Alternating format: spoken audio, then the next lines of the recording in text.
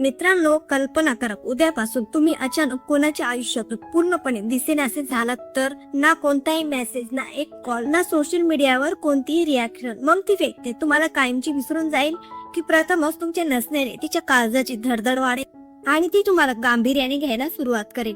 आज आपण silent treatment म्हणजे मौन या शस्त्राबद्दल सविस्तर संवाद साधणार आहोत. पण एक गोष्ट आधी स्पष्ट करते, हा विषय कोणाला निवळ दुर्लक्षित इग्नोर करण्याबद्दल नाही, तर स्वतःच्या अभावाला अपसेन्स एका चलशक्तीमध्ये कसं रूपांतरित करायचं याबद्दल आहे.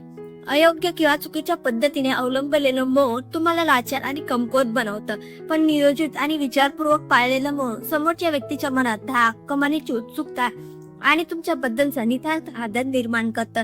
या संवादाच्या शेवटी मी तुम्हाला अशी एक अमोघ ओळ सांगेन जिच्या वापरामुळे लोक स्वतःहून तुमच्याकडे परत येण्यास विवश होतील. आणि विशेष म्हणजे त्यासाठी तुम्हाला त्यांच्याकडे कोणतीही गयाबया करण्याची गरज भासणार नाही. माणसाची सर्वात मोठी अप्तिकता काय आहे असं तुम्हाला वाटतं? दुःख, भीती की केवळ एकटेपणा? उत्तर आहे अनिश्चितता. जर तुम्ही या एका शब्दाचा अर्थ मुळापासून समजून घेतला तर तुम्हाला हेही उमजेल की हे मौन इतकं प्रभावी का ठरतं आणि ते समोरच्या व्यक्तीला मुळापासून का हादरवून सोडतं.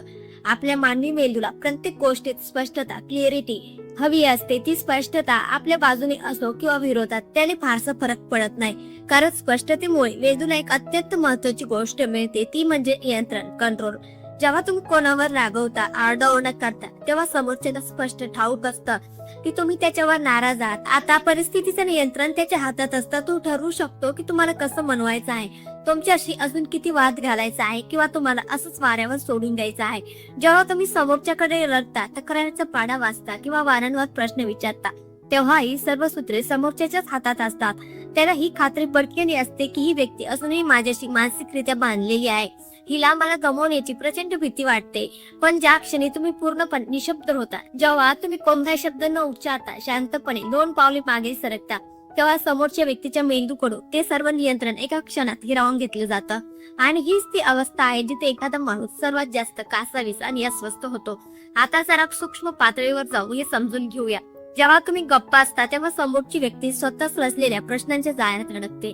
तिच्या मनात विचाराची काहूर माजते. हा अचानक असा शांत का झाला? माझ्याकडून काही प्रमाद घडला का? की आता याला माझी अजिबात किंमत उरली नाहीये? हा कोणा दुसऱ्याकडे तर आकर्षित झाला नाही ना? हे रात्रीची झोप उडवणारे प्रश्न त्या व्यक्तीला आतल्या आत पोखरू लागतात, कारण आता या नात्याची किंवा परिस्थितीची सूत्रे तिच्या हातात राहिलेली नसतात. इथूनच खऱ्या अर्थाने वर्चस्वाचे पारडे, पॉवर शिफ्ट तुमच्या बाजूने चुकायला सुरुवात होते. एक महत्वाची गोष्ट अंतर्मनात कोरून ठेवा. सायलेंट ट्रीटमेंट समोरच्याला तुमच्या निवड शांततेने घाबरवत नाही, तर तुमच्या मनात नक्की काय शिजतंय न उलगडल्यामुळे तो भयभीत होतो. मानवी मेंदूला रिक्तता किंवा पोकळी कधी सहन होत नाही.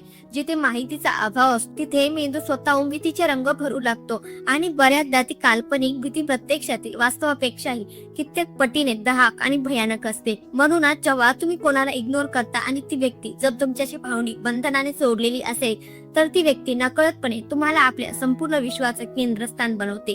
स्वतःला एक प्रामाणिक प्रश्न विचारत पहा, जे लोक 24 तास उपलब्ध असतात, लोक त्यांच्या मागे कधी धावतात का? कधीच नाही. लोक नेहमी अशाच मागे धावतात जे सहजासहजी उपलब्ध होत नाहीत. यांचं साधं कारण असं की तुमची सततची उपलब्धता तुमचं मूल्य आणि वजन, व्हॅल्यू कमी करते, तर तुमची अनुस्पती तुमच्या प्रतिष्ठेला आणि महत्वाला जन्म देते. परंतु नेमकी इथेच बहुतांश लोक मोठी चूक करतात. त्यांना वाटतं की जर शांत राहणं इतकं परिणामकारक असेल तर मग मी सुद्धा गप्प बसतो. पण मित्रांनो, इथूनच सायलेंट ट्रीटमेंटचा विधात प्रॉपर सुरू होतो. कारण प्रत्येक शांतता ही शक्ती नसते. काही शांतता तुमची मजबुरी आणि अप्तिकता अधोरेखित करतात, तर काही शांतता तुमची भीती जगासमोर उघड करतात. समोरचा चाणाक्ष माणूस हे चटकन ओळखून घेतो जर तुम्ही शांत आहात, कारण तुम्ही आतून कोलमडला आहात. तुम्ही समोरच्याकडून प्रतिसादाची अपेक्षा करत आहात किंवा त्याने येऊन तुमची मनधरणी करावी अशी तुमची सुप्त इच्छा आहे, तर ती शांतता तुमच्याच विरोधात शस्त्र म्हणून वापरली जाते. तुमच्या आयुष्यात असे एखादं नातं आठवून पहा जिथे तुम्ही सतत हजर राहिल्यामुळे तुमची किंमत शून्य झाली होती. पण जर तुम्ही शांत आहात, कारण तुम्ही मनाशी पक्क ठरवले की आता मी माझ्या आत्मसन्मानाशी तडजोड करणार नाही, मी आता वारंवार स्वतःची बाजू मांडत बसणार नाही आणि यापुढे स्वतःच्या अस्तित्वाला प्राधान्य देईल, तर ती शांतता समोरच्याच्या मनात धडकी आणि धडधड निर्माण करते. संक्षेप लक्षात ठेवा, लोक तुमच्या निवड शांततेवर कधीच प्रतिक्रिया देत नाहीत, तर ते तुमच्या त्यावेळेच्या मानसिक स्थितीला एनर्जी प्रतिसाद देतात.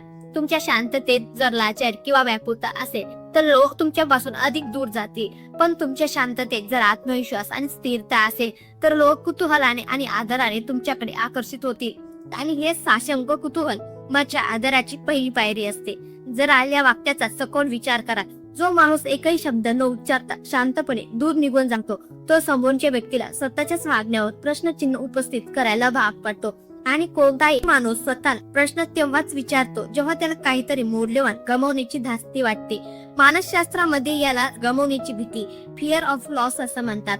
मानवी वर्तणुकीत हा सर्वात मोठा भावनिक ट्रिगर आणला जातो. माणसं केवळ प्रेम मिळाल्यावर कधीच बदलत नाहीत. ती तेव्हा बदलतात जेव्हा त्यांना प्रकर्षाने जाणीव होते की आपण एखाद्या महत्वाच्या व्यक्तीला कायमच गमावू शकतो. सायलेंट ट्रीटमेंट नेमक्या यात सुप्त भीतीला जागी करते. पण सावधान, हे एका धारदार शस्त्रासारखं आहे. जर तुम्ही ते चुकीच्या पद्धतीने हाताळलं तर ते तुम्हाला जखमी करू शकतं. लक्षात ठेवा, ही पद्धत समोरच्याला टॉर्चर करण्यासाठी नाही तर स्वतःच्या स्वाभिमानासाठी आहे. त्यामुळे मूळ मुद्दा हा नाही की ही पद्धत यशस्वी ठरते की नाही, तर खरा प्रश्न हा आहे की तुम्ही तिचा वापर योग्य रीतीने आणि प्रगल्भ मानसिकतेने करत आहात का. कारण जर तुम्ही याचा वापर फक्त समोरच्याचं लक्ष वेधून घेण्यासाठी अटेन्शन सिकिंग केला तर तुमचा पराभव निश्चित आहे. पण जर तुम्ही याचा वापर स्वाभिमान पुनर्स्थापित करण्यासाठी केला तर लोक आपोआप तुमच्याकडे नतमस्तक होतील. आता इथे एक क्षणभर विश्रांती घ्या आणि स्वतःच्या मनाला एक गैरचा प्रश्न विचारा. तुम्ही याआधी कधी कोणाला सायलेंट ट्रीटमेंट दिली आहे का? ती यासाठी होती का की तुम्हाला खूप वेदना झाल्या होत्या किंवा तुम्ही दुखावले गेला होतात, की केवळ समोरच्याला त्याची चूक कळावी या अहंकारापोटी? जर उत्तर हो असेल तर वास्तव जाणून घ्या. ती सायलेंट ट्रीटमेंट नव्हती, ती फक्त तुमची एक आघातिक भावनिक प्रतिक्रिया होती. आणि प्रतिक्रिया कधीच तुम्हाला सामर्थ्य बहाल करत नाही. इथूनच निव्वळ दुर्लक्ष करणे, इग्नोरिंग आणि रणनीतीपूर्वक अभाव निर्माण करणे, स्ट्रॅटेजिक ॲब्सेन्स यातील सूक्ष्म फरक स्पष्ट होतो. दुर्लक्ष करणे म्हणजे नक्की काय? इग्नोर करणारा माणूस वरवर शांत असल्याचा आव आणतो, पण त्यांच्या अंतर्मनात एकच सुप्त इच्छा असते की समोरच्याचा कधी एकदा मोबाईल वाजतोय, त्याचा कधी मेसेज येतोय, त्याने कधी विचारावं की अरे काय झालं, तू का बोलत नाहीयेस. याचा अर्थ असा की त्या व्यक्तीचं पूर्ण लक्ष अजूनही मोबाईलच्या स्क्रीनकडे डोळे राहून बसण्यावरच केंद्रित असतं. तो शांत आहे कारण तो प्रचंड अपेक्षा करतोय, आणि जिथे अपेक्षेचं ओझं असतं तिथे शक्तीचा वास नसतो. म्हणूनच असं माणूस समोरच्याने थोडं जरी लक्ष दिलं की लगेच पाण्यासारखा वितळतो आणि त्याचा सगळा पवित्र एका क्षणात धुळीला मिळतो. रणनीतीपूर्वक अभाव, स्ट्रॅटेजिक ॲब्सेन्स म्हणजे काय? ही जीवन जगण्याची एक प्रगल्भ रणनीती आहे. इथे माणूस शांत असतो कारण त्याने समोरच्याला आपल्या तालावर नाचवण्यापेक्षा स्वतःची प्रगती निवडलेली असते. त्यांची धारणा अशी असते की मी आता प्रत्येक लहान मोठ्या गोष्टीसाठी स्वतः स्पष्टीकरण देत बसणार नाही. मी स्वतःची प्रतिष्ठा धुळीला मिळवणार नाही. जर माझ्या अस्तित्वाची आणि मूल्याची समोरच्याला कदर नसेल तर मी अत्यंत सन्मानाने या नात्यातून किंवा परिस्थितीतून मागे सरेन. इथे तुमची शांतता ही केवळ लक्ष वेधण्याचं साधन नसून ती तुमचा दर्जा आणि स्वाभिमान दाखवण्याचे सशक्त माध्यम बनते. दैनंदिन बातम्यांविरुद्ध विशेष बातमी, ब्रेकिंग न्यूज हे उदाहरण नीट समजून घ्या. जर तुम्ही समोरच्यासाठी 24 तास उपलब्ध असाल, त्याचा प्रत्येक कॉल धक्का उचलत असाल, मेसेजला एका सेकंदात उत्तर देत असाल आणि प्रत्येक वेळी स्वतःला सोयीनुसार जुळवून घेत असाल, ऍडजस्टिंग, तर तुमची किंमत एखाद्या वाचून फेकून दिलेल्या वर्तमानपत्रासारखी होते.